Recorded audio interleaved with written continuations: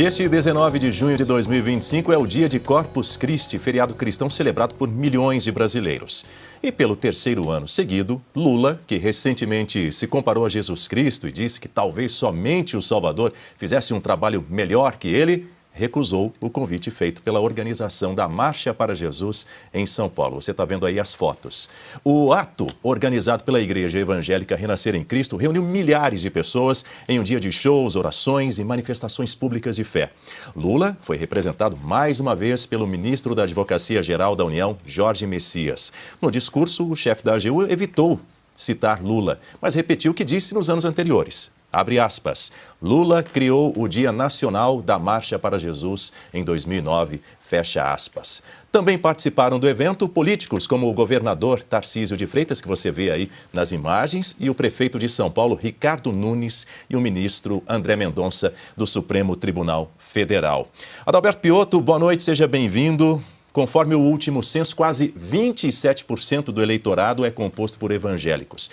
Hoje, de novo, o Lula foi representado de uma forma, digamos, protocolar pelo chefe da AGU, Jorge Messias. E o discurso de sempre, como eu disse há pouco. Qual que é essa dificuldade, esse esforço do PT para se aproximar dos evangélicos que não tem dado certo? Por qual razão? Daniel, boa noite, Cauti, Augusto, Silvio, a todos que nos acompanham neste feriado aqui no Brasil. O Lula não foi primeiramente ao evento porque seria vaiado. Essa é a razão, ele tem medo de vaia. Ele tem medo de público aberto, público real. Aí não tem controle. Ele vai só nos cercadinhos que, digamos, a SECOM ou o Palácio do Planalto consegue controlar. Se não tiver ninguém controlando, ele não vai. E aí, claro, são pessoas do dia a dia, os evangélicos que fazem essa manifestação, e aí ele não foi. Não foi porque tem medo de vaia. Ia ser vaiado, como ele tem sido vaiado em qualquer lugar que ele vai, que de novo não seja controlado. A questão dos evangélicos, o PT nunca conseguiu se aproximar dos evangélicos. Teve lá, digamos, uma proximidade, uma certa proximidade no segundo mandato do Lula, porque ali você tinha a China crescendo 15%, a sensação do país que estava bombando, o que era, obviamente, tudo não era sustentável, porque a forma como o Brasil cresceu não era sustentável, porque dependia do crescimento da China e não criou riquezas próprias. Não fez reformas que poderiam modernizar o país. Bom, deu no que deu. Mas naquele momento, obviamente, todo mundo com aquela sensação, a economia tem um negócio que chama-se sensação de conforto. Você acha que está tudo bem e aí as pessoas acham que a economia está bem. Não, não está bem, tanto que não, né? Depois veio a Dilma Rousseff e deu no que deu. O país inchou demais, não tinha mais caixa para poder pagar o que cresceu e o que cresceu sobretudo em gastos. Lá naquele momento até o Lula conseguiu se aproximar, mas também, convenhamos, ali era uma outra situação, ele tinha alta popularidade. Por mais uma fake, né? Uma ideia fake de crescimento econômico que não se sustentou. Agora, não consegue, porque nenhuma declaração dele fala alto a qualquer pessoa que defenda minimamente qualquer religião. Preservação de família, preservação de costumes, nada disso. Ele é até contrário a isso. Bom, vê que ele cita aborto, na campanha ele é anti-aborto, depois não. Depois todas as citações são, na verdade, ou dúbias ou no sentido de que não, a mulher tem o direito. E não é uma questão científica como já determina a lei brasileira, não, é uma campanha. Sem contar, obviamente, essa questão, nesse momento do conflito, de que lado ele está. E onde se baseiam boa parte, ou onde se baseia boa parte dos evangélicos, ou mesmo dos católicos. Ou seja, tudo que vem, obviamente, do judaísmo, os valores, né, os símbolos, todos são muito cultuados. Lula está sempre no caminho errado, não vai ter resultado diferente.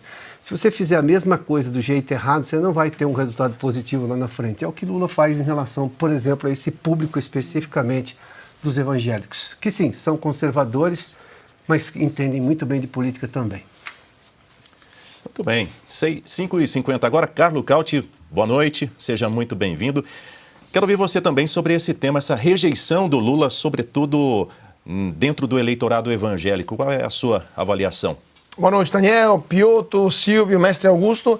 Mas é muito simples, um governo que logo no começo tentou facilitar procedimentos abortivos, como a gente viu durante a administração da pasta da saúde por Nízia Trindade, coisa que levou também ao afastamento, quando foi descoberta de dois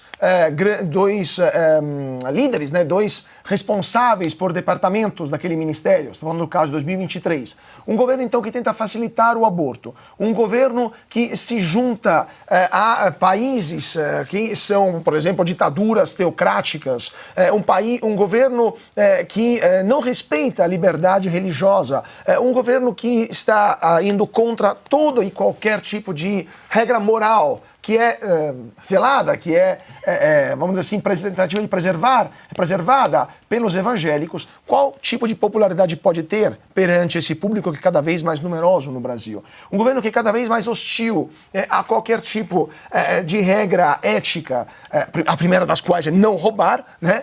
Pontualmente quebrada há vários anos em todos os governos do PT, é óbvio que será altamente impopular entre os evangélicos. Só que os evangélicos hoje são determinantes para ganhar as eleições no Brasil. Os evangélicos representam o número cada vez maior de eleitores e cada vez mais interessados, como o Piotr estava falando, na política e criar, né, um país que seja o mais parecido, o mais semelhante possível aos seus valores.